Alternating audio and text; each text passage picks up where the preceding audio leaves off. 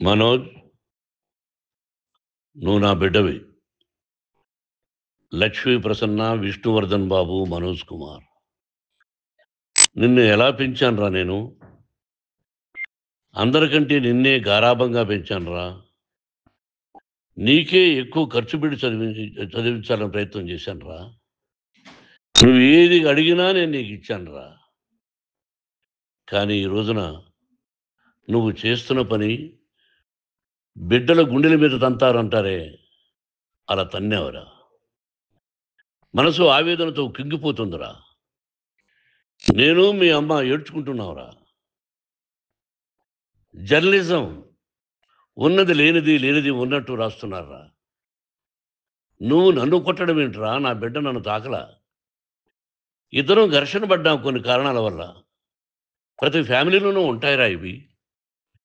లేనివాడు ఎవరైనా ఉంటే ప్రపంచంలో ఒకరున్నారేమో, 1% ఉంటుందేమో. అటువంటి వాళ్ళ ఇంటికెళ్ళి కాళ్ళు గడిగి నిద్ర పూసుకోవచ్చు. భారత భాగవత రామాయణాలు చూశావు కదరా. ఏమిటిది? మీ అమ్మ ఎంత కుమిలిపోతుంది ఈ రోజున హాస్పిటల్ చేరింది. నీ వల్ల హాస్పిటల్ చేరుతాను. చూడు మనోజ్, నీకన్నీ ఇచ్చిన ఈ రోజున నువ్వు నా గుండెల మీద తనడమే కాకుండా అపకీర్తి తీసుకొచ్చావు. ఏదేదో రాశావు, ఏదేదో చెప్తున్నావు. కొంతమంది జర్నలిస్టులు ఉన్నది లేనిది, లేనిది ఉన్నట్టు రాసే వాళ్ళ తత్వం వాళ్ళకి ఎందుకంటే టీఆర్పీ పెరగాలి. ఇది వాళ్ళ నైజం. మనం మార్చలేము. వాళ్ళందరి మీద మన కోర్టుకు వెళ్ళలేము. వాక్ స్వాతంత్రం అంటారు, ప్రజాస్వామ్యం అంటారు. ప్రజాస్వామ్యంలో కూడా కొన్ని హద్దులు ఉన్నాయి. ఇది నీకు తెలుసు అనుకున్నా. ఎంత మంచి నటుడివి నువ్వు. నీ భార్య మాటలు విని తాగుడుకు అలవాటు పడిపోయావు. వింటున్నావా మనోజ్? ఎవరిని నమ్మాలో ఎవరిని నమ్మకూడదో పరిస్థితి తీసుకొచ్చావు. విద్యాలయాలు ఎంత గొప్పవిరా. మనం 25% కులమతాలకు అతీతంగా ఫ్రీ ఎడ్యుకేషన్ ఇస్తున్నాంరా. క్యాస్ట్ అనేది తీసేశాను రా 92లో ప్రాస్పెక్ట్స్లో. నువ్వు చదువుకున్నావురా. అక్కడ చదువుకున్న బిడ్డలు ఐఏఎస్, ఐపీఎస్ అయ్యారురా. ఎంతోమంది గొప్పవాళ్ళు అయ్యారురా. నువ్వు నటుడుగా ఎంతో గొప్పవాడివి. తాగుడికి అలవాడబడి నువ్వు నీ భార్య ఇంట్లో బిహేవ్ చేస్తున్న విధానం ఆ భగవంతుడు సర్వేశ్వరుడు తెలుసు. భగవంతుడు చూస్తున్నాడు రా. నేను తప్పు చేసినా, నువ్వు తప్పు చేసినా, ఎవరు తప్పు చేసినా. ఎంత అవకాశం ఇచ్చావు మాట్లాడుకునేదానికి అందరికీ. ఇన్ని సంవత్సరాల్లో మన విద్యాలయాల్లో ఒక్క తల్లి కానీ ఒక తండ్రి కానీ ఏమైనా చెప్పారా? ఆ బిడ్డలు మన బిడ్డలు రా. మీరెంతో నాకు అక్కడ ఉన్నవాడు కూడా నా కూతుర్లు, నా కుమారులు. ఎంతమందికి ఫ్రీ ఎడ్యుకేషన్ ఇస్తున్నావు. వాళ్ళ దగ్గర ఏది ఆశించరా. నువ్వు ఎందుకు ఇలా తయారైపోయావు?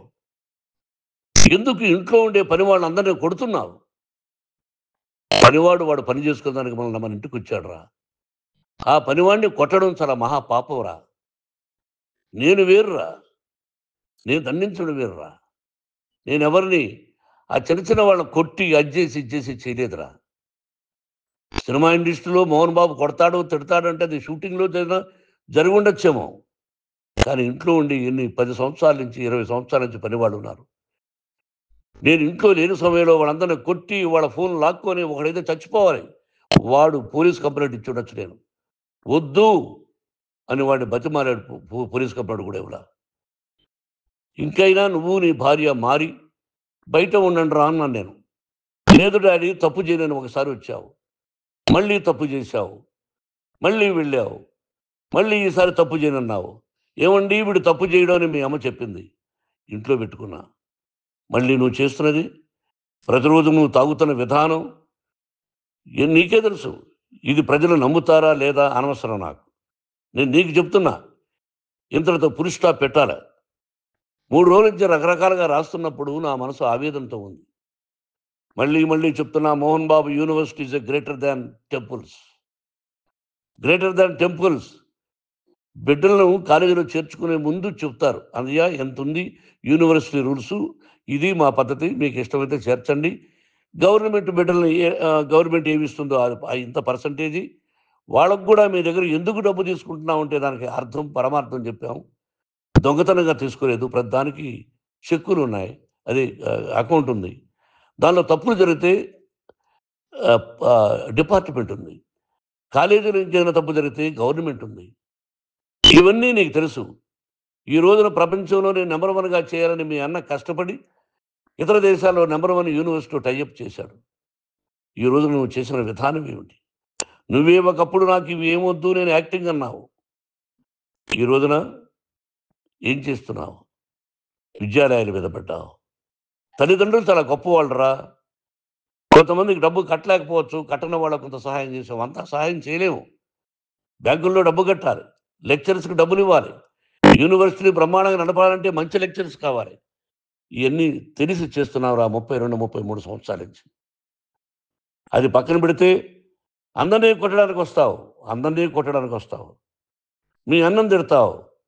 ఒక వ్యక్తి వినయ్ గారనే ఆయన వ్యక్తి హెల్ప్ చేయడానికొస్తే, ఆ వినయ్ ఎవరు వాడు అన్నావు.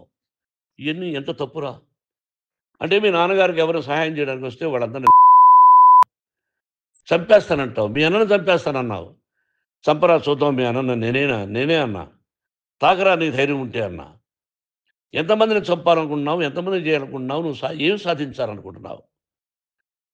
ఆలోచించుకో. ఈ ఇంట్లోకి అడుగు పెట్టడానికి నీకు అధికారం లేదు. ఇది నా కష్టార్జితం. మా నాన్నగారు రూ. 10 పైసలు కూడా ఇవ్వలేదురా. మంచి జన్మనిచ్చాడు మా నాన్నగారు. మద్రాసుకు వెళ్ళి వీధుల్లో అడుక్కు తిన్నానురా. ఒక పూట కూడా భోజనం లేకుండా అడుక్కు తిన్నానురా. న్యాయంగా మోహన్ బాబు తిడతాడు, కొడతాడంటారు గానీ మోసగాడు అనలేదురా. నీట్ పార్లమెంటేరియన్‌గా బయటొచ్చానురా. నువ్వు నా పరువు ప్రఖ్యాతులు మంట గలిపావు. ఏమిటి నేను చేసిన అన్యాయం? నీకు జన్మనిచ్చాను. అదా నేను చేసిన పాపం? అందుకే ఇది నా ఇల్లు అన్నావు నువ్వు. నీ ఇల్లు కాదు. నీ కష్టార్జితంతో నువ్వు సంపాదించుకున్న ఇల్లు నీది. ఇది నా డబ్బు, నా కష్టార్జితం. నా కష్టార్జితంలో నేను పిలిస్తేనే మీరు ఇంట్లోకి రావాలి. అటువంటిది పోగొట్టుకున్నావు నువ్వు. ఆస్తులంటావా ముగ్గురికి సమానంగా రాయాలా లేదా అది నా ఇష్టం. ఆస్తులు ఇస్తానా? లేకపోతే గంగపాలు చేస్తానా? లేకపోతే ఎవరికైనా దానధర్మాలు చేస్తానా? అది నాకు సంబంధించిందిరా. నా కష్టార్జితంరా. మీరు చేస్తున్న విధానం గుణగణాలు కావాలిరా. మందు తాగొచ్చురా. ఎంత తాగాలి? నేను కూడా 1 or 2 పెగ్స్ తీసుకుంటా. ఇది తప్పు కాదు, జనానికి తెలియాలి. నా డబ్బు ఇది. తాగి ఎవరిని కొట్లా. తాగి నేను తింటున్నా. అది ప్రజలకు అక్కర్లా. నేను తప్పు చేస్తేనే ప్రజలకు కావాలా. ఇయన్నీ ఉన్నాయిరా. ఇయన్నీ తెలుసుకో. జర్నలిస్ట్ సోదరులారా, మీకు నా గతాన్ని తెలుసు. నా భవిష్యత్తు నేను ఎక్కడి నుంచి వచ్చానో కూడా మీకు తెలుసు. ఈ రోజున మీరు రాస్తున్న విధానం, నా బిడ్డ నన్ను కొట్టాడన్నారు. ఎంత తప్పు. ఈ రోజున నా బిడ్డ మీద కోపంతో అవును అని చెప్పొచ్చు. కాదు. వాడు నా మీద చెయ్యెత్తలేదు. నేను ఘర్షణ పడ్డాం. ఘర్షణ వేరు, కొట్టుకోవడం వేరు. గాయాలతో హాస్పిటల్‌కొచ్చి కుంటుకుంటూగా నడిచాడు. మళ్ళీ ఏమని పోలీస్ స్టేషన్‌కి వెళ్లి చెప్పాడు. ఎవరో ఇద్దరున్నారు. వాళ్ళిద్దరూ నా మీద దాడి చేశారన్నాడు. నా ఇంట్లో పనిచేస్తున్న వ్యక్తుల గురించి పోలీస్ స్టేషన్‌కి వెళ్లి చెప్పవలసిన అవసరం అతనికి లేదు. హక్కు లేదు. పోలీస్ డిపార్ట్‌మెంట్ కూడా తెలుసుకోవాల్సిన విషయం. నా ఇంట్లో ఉండే వర్కర్స్ మీద నేను కంప్లెయింట్ ఇవ్వాలి. నువ్వు పర్మిషన్ లేకుండా నా ఇంట్లోకి నువ్వు చొరబడి ఈ ఇల్లు నాదంటూ ఇంట్లో పనిచేస్తున్న వర్కర్స్ మీద కంప్లెయింట్ ఇచ్చావు. అది ఎంతవరకు పోలీసు న్యాయమో, రూల్సో చూద్దాం. పోలీస్ డిపార్ట్‌మెంట్ ఇంటికొచ్చింది. వాళ్ళకి రాశాను ఉత్తరం. అయ్యా, నేను సీనియర్ సిటిజన్‌ని. నాకు రక్షణ లేకుండా ఉంది. నా బిడ్డ వల్ల నా ఇంట్లో నుంచి నా బిడ్డను పంపించేసిండు. ఇది నా ఇల్లని. వాళ్ళు నాకు సమాధానం ఇవ్వలేదు. ఇవ్వకపోగా ఎవరిని పట్టించుకోలేదు. ఇప్పుడు పోలీసు వాళ్ళొచ్చి ఏవండి రూల్స్ ప్రకారం నా బిడ్డ ఇంట్లోకి రాకూడదంటే మాకు హయ్యర్ అథారిటీ వాళ్ళు ఫోన్ చేశారు. మీరు ఎవరిని స్టాప్ చేయొద్దండి. బయట నుంచి ఎవరైనా వస్తే వాళ్ళని స్టాప్ చేయండి అన్నారు.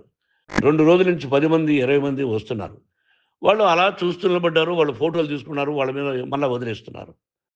ఎవరిని నిందించాలి? But I give respect to the police department. వాళ్ళకి ఎవరు ఏ అధికారి ఫోన్ చేశాడో, ఆ అధికారికి ఏ పొలిటీషియన్ చేశాడో అది వాళ్ళకే వదిలేస్తున్నా. కాబట్టి వాళ్ళు పోలీస్ కంప్లెయింట్ ఇచ్చినా కూడా మేము సంబంధం లేదని అంటున్నారు కాబట్టి నేను నా బిడ్డను నిన్ను నాపు చేస్తున్నా. నువ్వు ఇంట్లోకి వచ్చే అధికారం నీకు లేదు. నువ్వు వచ్చి నీ బిడ్డను తీసుకెళ్ళు. సంతోషం. నువ్వు రాలేదు, నీ బిడ్డను జాగ్రత్తగానే చూసుకుంటావు. Take care your daughter. That's all. మీ అమ్మ హాస్పిటల్‌లో అడ్మిట్ అయింది.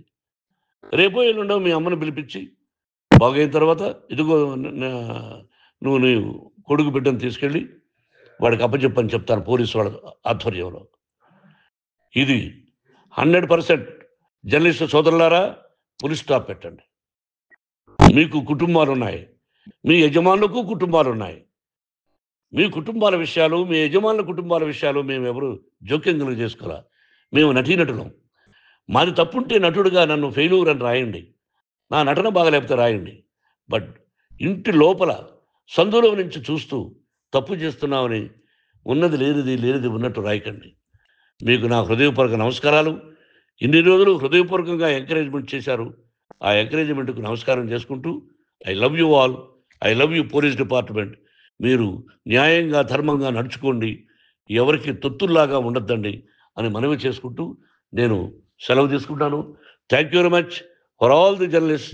ఇక్కడ ఫుల్ స్టాప్ పెట్టండి. ఫుల్ స్టాప్ పెట్టండి. Thank you very much.